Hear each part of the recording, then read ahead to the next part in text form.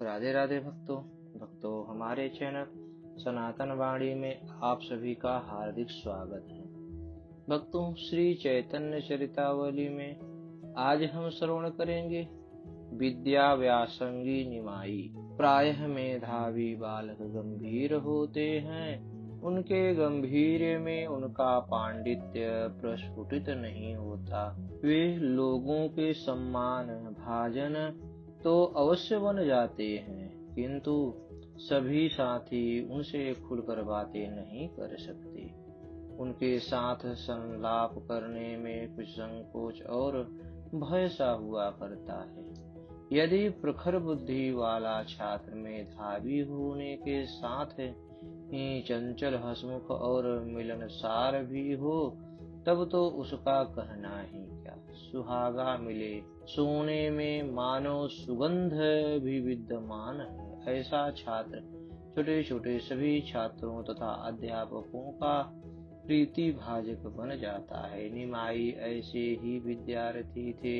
ये आवश्यकता से अधिक चंचल थे और वैसे ही अद्वितीय मेधावी। हंसी का तो मानो मुख से सदा फव्वारा ही छूटता रहता।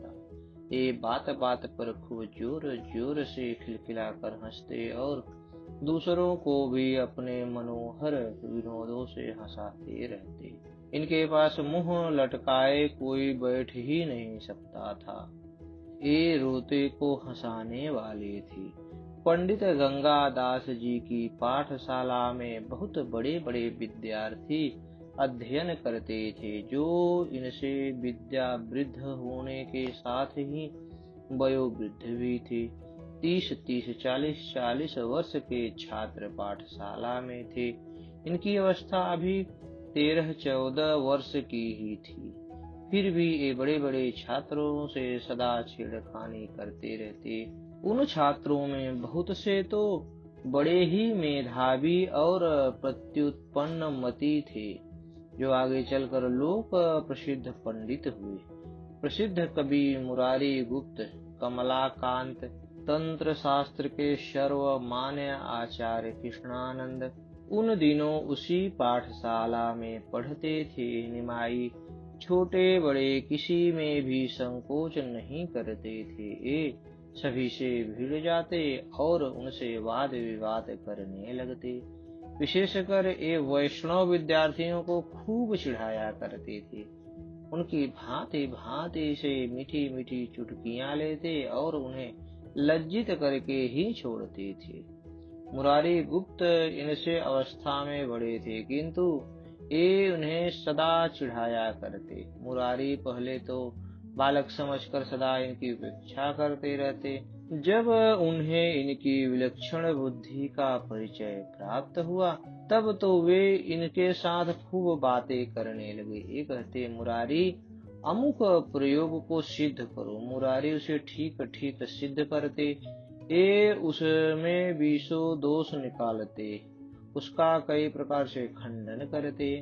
मुरारी इनकी तर्क शैली को सुनकर आश्चर्य प्रकट करने लगते। तब आप एक एक शंका का समाधान करते हुए मुरारी के ही मत को स्थापित करके फिर हंसकर कहते, गुप्त महाशय, यह तो पंडितों का काम है। आप ठहरे वैद्यराज। जड़ी बूटी बोट पीस कर गोली बनाना सीख ली, नाड़ी देख ली, फिर चाहे रोगी मरे या जिए, तुम्हें अपने टके से काम। वैद्यराज नमस्तुभ्यं यमराज सहोदर। यमस्तु हरते प्राणान, त्वं तु प्राणान धनानि च। तुम तो यमराज के सहोदर हो, तुम्हें नमस्कार है। मुरारी इनकी ये बातें सुनते और मन ही मन लज्जित होते, ऊपर से इनके साथ हंसने लगते। इस प्रकार ये मुरारी के साथ सदा ही विनोद करते रहते। कभी कभी मुरारी अत्यंत चिढ़ाने से खिन्न हो जाते, तब ये अपना कोमल कर कमल उनकी देह पर फेरने लगते। इनके स्पर्श मात्र से ही वे सब बातें भूल जाते और इनके प्रति अत्यंत स्नेह प्रकट करने लगते। मुरारी से इनकी खूब पटती थी और मुरारी भी इनसे हार्दिक स्नेह करते थे।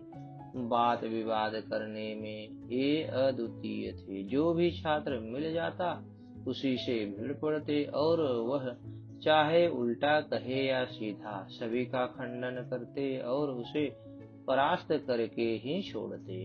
अपने आप ही पहले किसी विषय का खंडन कर देते, फिर युक्तियों द्वारा स्वयं ही उसका मंडन भी करने लगते।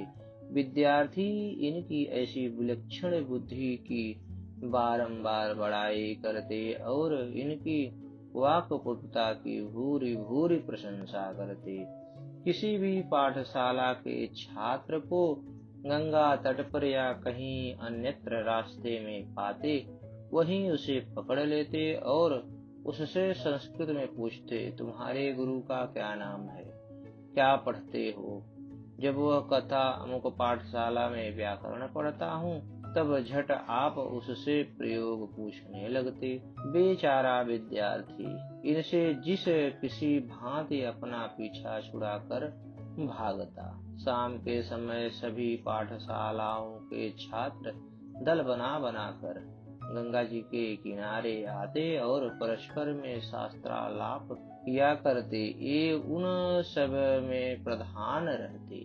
कभी किसी पाठशाला के छात्रों के साथ शास्त्रार्थ कर रहे हैं, कभी किसी पाठशाला के छात्रों को परास्त कर रहे हैं। यही इनका नित्य प्रति का कार्य था।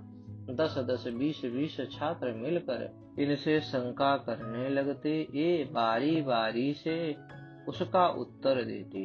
इनकी पाठशाला वाले इनका पक्ष लेते। कभी कभी बातों ही बातों में वितंडा भी होने लगता और मार पीट तक की नौबत आ जाती।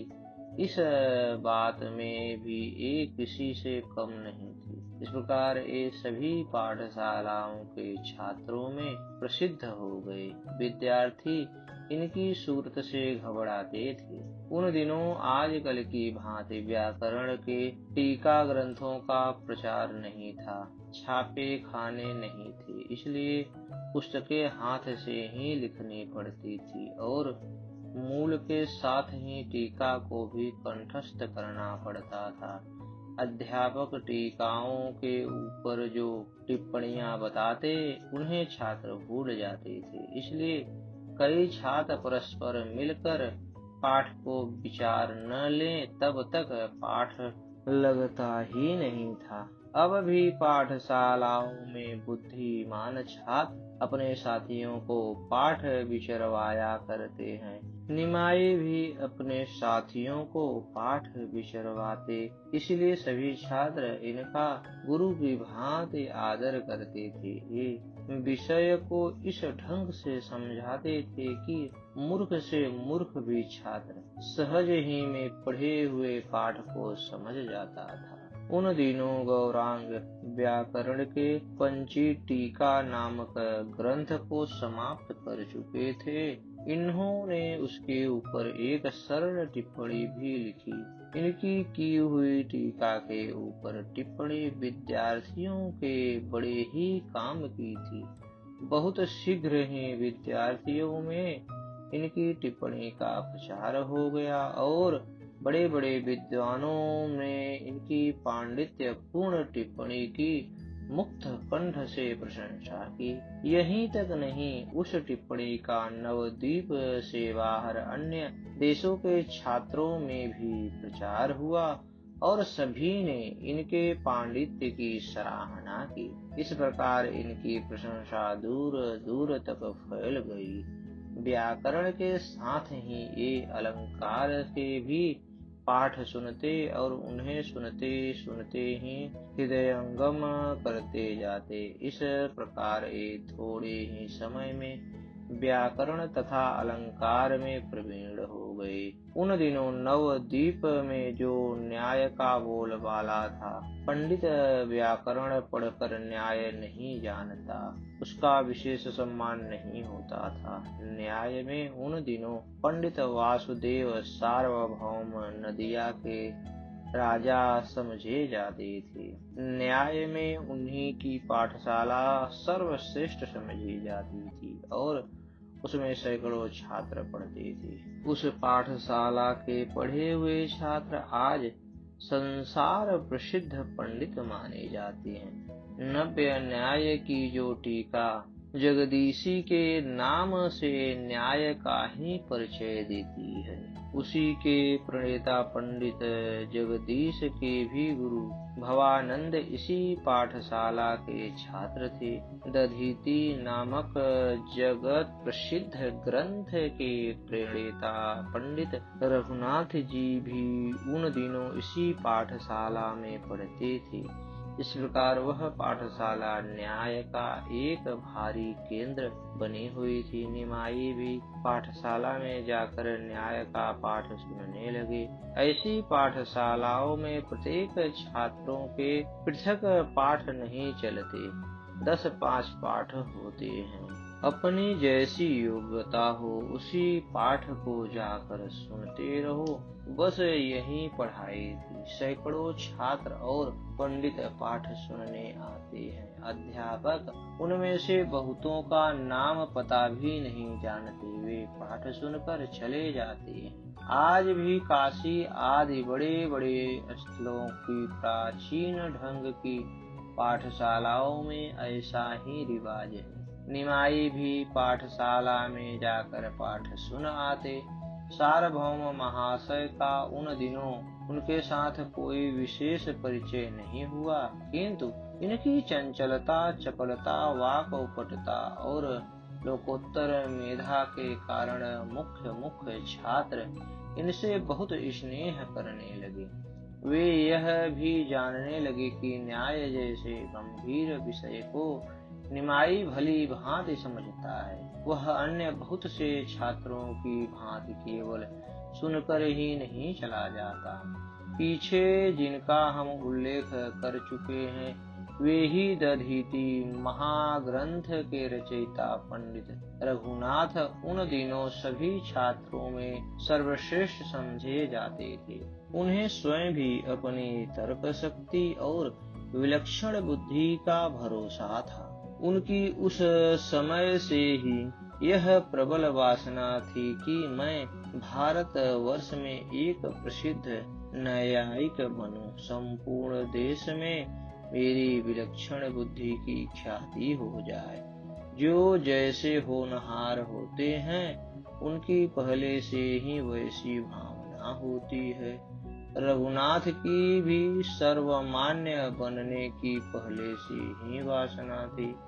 रघुनाथ के साथ निमाई का परिचय पहले से ही हो चुका था। उनके साथ इनकी गाढ़ी मैत्री भी हो चुकी थी। निमाई कभी कभी रघुनाथ के निवास स्थान पर भी जाया करते और उनसे न्याय संबंधी बातें किया भी करते थे। इनकी बातचीत से ही रघुनाथ समझ गए कि यह भी कोई होनहार न्यायिक है। वे समझते थे कि मुझसे न्याय में स्पर्धा रखने वाला नवद्वीप में दूसरा कोई छात्र नहीं है। निमाई से बातचीत करते करते कभी उन्हें खटकने लगता कि यदि यह इसी प्रकार परिश्रम करता रहा तो संभवतया मुझसे बढ़ सकता है, किंतु उन्हें अपने बुद्धि पर पूरा भरोसा था। इसलिए इस विचार को वे अपने हृदय में जमने नहीं देते थे। एक दिन रघुनाथ को गुरु ने कोई पंक्ति लगाने को दी। वह पंक्ति रघुनाथ की समझ में ही नहीं आई। वे दिन भर चुपचाप बैठे हुए उसी पंक्ति को सोचते रहे। तीसरे पहर जाकर वह पंक्ति रघुनाथ की समझ में आई। उन्हें बड़ी प्रसन्नता हुई। गुरु को बताकर वे अपने स्थान पर भोजन बनाने चले गए। निमाई का स्वभाव तो चंचल था ही। रघुनाथ को पाठशाला में न देखकर आप उनके निवास स्थान पर पहुँचे। वहां जाकर देखा रघुनाथ भोजन बना रहे हैं। लकड़ी गीली है, रघुनाथ बार बार फूंकते हैं। अग्नि जलती ही नहीं, धुएं के कारण उनकी आंखें लाल पड़ गई और उनमें से पानी निकल रहा है। हंसते हुए निमाई ने रघुनाथ के चौके में प्रवेश किया। प्रेम के साथ हंसते हुए बोले, पंडित महाशय, आज असमय में रंधन क्यों हो रहा है? अग्नि में फूंक देते हुए रघुनाथ ने कहा, क्या बताऊं भाई, गुरुजी ने एक पंक्ति लगाने के लिए दी थी, वह मेरी समझ में ही नहीं आई। दिन भर सोचते रहने पर अब समझ में आई, उसे अभी गुरुजी को सुनाकर आया हूँ, इसलिए भोजन बनाने में देरी हो गई। जल्दी से निमाई ने कहा, जरा हम भी तो उस पंक्ति को सुने। पंक्ति क्या थी? आफत थी जो आप जैसे पंडित की समझ में इतनी देर में आई। जरूर कोई बहुत ही कठिन होगी, मैं भी उसे एक बार सुनना चाहता हूँ। रघुनाथ ने वह पंक्ति सुना दी। थोड़ी देर सोचने के अनंतर निमाई हंस पड़े और बोले, बस इसी छोटी सी पंक्ति को इतनी देर सोचते रहे, इसमें है ही क्या? जरा आवेश के साथ रघुनाथ जी ने कहा, अच्छा कुछ भी नहीं है तो तुम ही लगा कर बताओ। इतना सुनते ही निमाई ने बड़ी ही सरलता के साथ पंक्ति के पूर्व पक्ष की स्थापना की। फिर यथावत एक एक शंका का समाधान करते हुए उसे बिल्कुल ठीक लगा दिया। निमाई के मुख से उस इतनी कठिन पंक्ति को खिलवाड़ की भांति हंसते हंसते लगाते देख रघुनाथ के आश्चर्य का ठिकाना नहीं रहा। उन्हें जो शंका थी वह प्रत्यक्ष आ उपस्थित हुई। उनकी सभी आशा पर पानी फिर गया। भोजन बनाना भूल गए। निमाई उनके मनोभाव को ताड़ गए कि रघुनाथ कुछ लज्जित हो गए हैं, इसलिए यह कहते हुए कि अच्छा आप भोजन बनावे, फिर मिलेंगे, पाठशाला की ओर चले गए। रघुनाथ ने जैसे तैसे भात तो बनाया, किंतु उनके हृदय में निमाई की बुद्धि के प्रति डाह होने के कारण उन्हें भोजन में आनंद ही नहीं आया। जैसे तैसे भोजन करके वे पाठशाला में आए। अब निमाई की अवस्था 16 वर्ष की हो चुकी थी। उनके घुघराले लंबे लंबे बाल, तेजस्वी चेहरा, सुगठित शरीर, बड़ी बड़ी सुहावनी आंखें, मिष्ट भाषण और मंद मंद मुस्कान देखने वाले को स्वतः ही अपनी ओर आकर्षित कर लेती थी।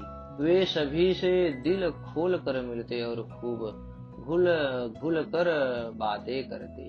उनके मिलने वाले परस्पर में सभी यही समझते कि निमाई जितना अधिक स्नेह हमसे करता है, उतना किसी दूसरे से शायद ही करता हो। इसका कारण यह था कि उनके हृदय में किसी भी प्राणी के प्रति द्वेष नहीं था। जिसके हृदय में प्राणी मात्र के प्रति सम्मान है, उसे सभी अपना सगा संबंधी समझने लगते हैं। इसलिए निमाई के बहुत अधिक स्नेही थे। व्याकरण पढ़ने के अनंतर वे न्याय का अभ्यास करने लगे और उसी बीच न्याय के ऊपर भी एक टिप्पणी लिखने लगे। उनके सहपाठी और स्नेही पंडित रघुनाथ जी उसी समय अपने जगत प्रसिद्ध दीधीति ग्रंथ को लिख रहे थे। वे समझते थे मेरा यह ग्रंथ अर्वाचीन न्याय के ग्रंथ में अद्वितीय होगा। जब उन्होंने सुना कि निमाई भी एक न्याय का ग्रंथ लिख रहे हैं, तब तो उनको भय मालूम पड़ने लगा और इनकी प्रबल इच्छा हुई कि उस ग्रंथ को देखना चाहिए। यह सोचकर एक दिन उन्होंने निमाई से कहा, भाई, हमने सुना है न्याय के ऊपर तुम कोई ग्रंथ लिख रहे हो। हमारी बड़ी इच्छा है किसी दिन अपने ग्रंथ को हमें भी दिखाओ। इन्होंने जोर से हंसते हुए कहा, अजी, आप भी कैसी बातें कर रहे हैं भला हम न्याय जैसे जटिल विषय पर लिख ही क्या सकते हैं, यह तो आप जैसे पंडितों का काम है। हम तो वैसे ही मनोविनोद के लिए खिलवाड़ सा करने लगते हैं। आपसे किसने कह दिए? रघुनाथ ने आग्रह के साथ कहा, कुछ भी हो, मेरी बड़ी प्रबल इच्छा है। यदि तुम्हें कोई आपत्ति न हो तो अपने ग्रंथ को मुझे जरूर दिखाओ। इन्होंने जल्दी से कहा, भला इसमें आपत्ति की बात ही क्या हो सकती है। यह तो हमारा सौभाग्य है कि आप जैसे विद्वान हमारी कृति को देखने की जिज्ञासा करते हैं। मैं कल जरूर उसे लेता आऊंगा।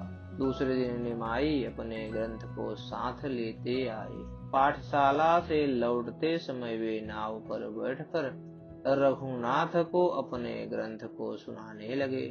रघुनाथ ज्यों-ज्यों उस ग्रंथ को सुनते थे, त्यों ही त्यों उनकी मनोवेदना बढ़ती जाती थी। यहाँ तक कि वे ग्रंथ को सुनते सुनते फूट फूट कर रोने लगे। निमाई अपनी धुनी में सुनाते ही जा रहे थे। उन्हें पता ही नहीं था कि रघुनाथ की ग्रंथ के सुनने से क्या दशा हो रही है। सुनते सुनते एक बार उन्होंने दृष्टि उठाकर रघुनाथ की ओर देखा। उनके आश्चर्य का ठिकाना न रहा। आश्चर्य प्रकट करते हुए निमाई ने पूछा, भैया तुम रो क्यों रहे हो?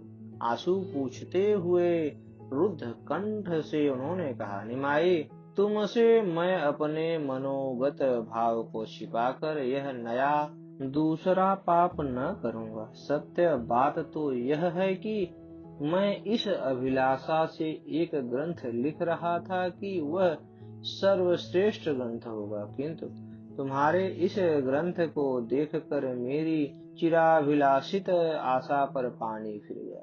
भला तुम्हारे इस ग्रंथ के सामने मेरे ग्रंथ को कौन पूछेगा? इसी मनोवेदना के कारण मैं अपने आंसुओं को रोकने में असमर्थ हो गया। यह सुनकर निमाई बड़े जोरों से हंसे और उन्हें स्पर्श करते हुए बोले, बस इस छोटी सी बात के ही लिए आप इतना अनुपात कर रहे। भला यह भी कोई बात है? यह तो साधारण सी पोथी है।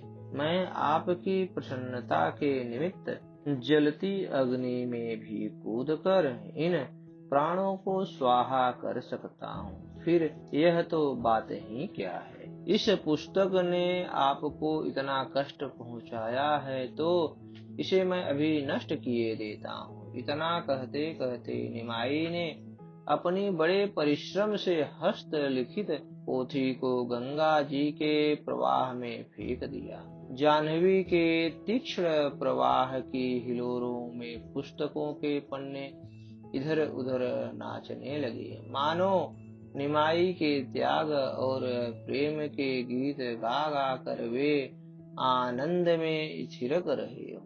रघुनाथ ने निमाई को गले से लगाया और प्रेम के कारण रुधे हुए कंठ से बोले, भैया निमाई, ऐसा लोकोत्तर दुस्साध्य कार्य तुम ही कर सकते हो। इतनी भारी लौकेशणा को तृणवत समझ कर उसका तिरस्कार कर देना तुम्हारे जैसे ही महापुरुषों का काम है।